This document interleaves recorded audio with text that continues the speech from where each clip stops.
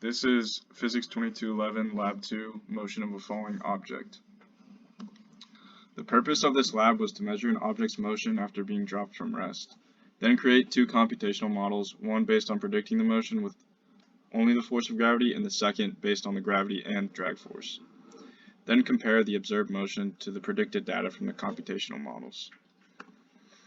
The main physics principles used in this lab include Newton's second law.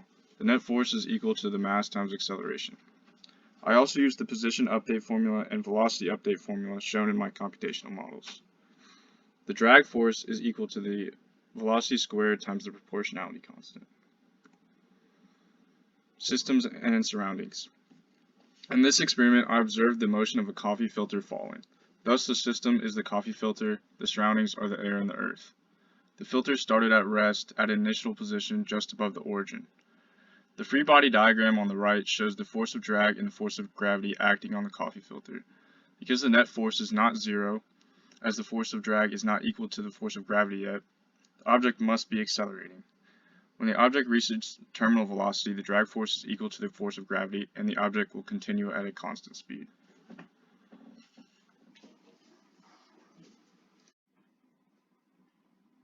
Here is the tracker video for the experiment. I chose the axis so that the up is positive y and down is negative y.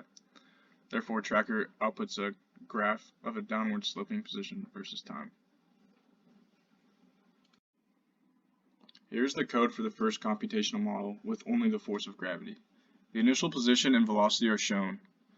B, the proportionality constant here is 0 because the model does not include the force of drag. This is the code for the motion loop of the program.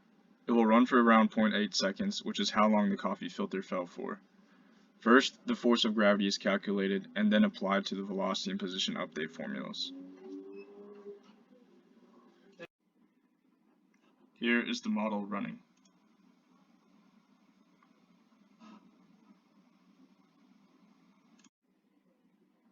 Here is the code for the second computational model, including gravity and drag force. The model starts with the same initial conditions, but this time the proportionality constant is not 0 because there is drag. I found the proportionality constant to be 0.003674 with trial and error, where the model fell the same distance as the observed data. This is the code for the motion loop of the program. This time the force of gravity is calculated and the force of drag, and then applied to the model through the velocity update and position update formulas. Here is the model running.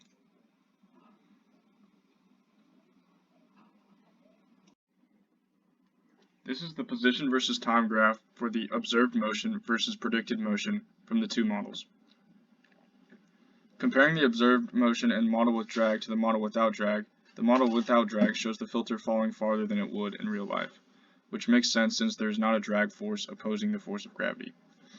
Comparing the model with drag to the actual observed motion, you can see that the model is fairly similar, but overpredicts the force of drag in some regions.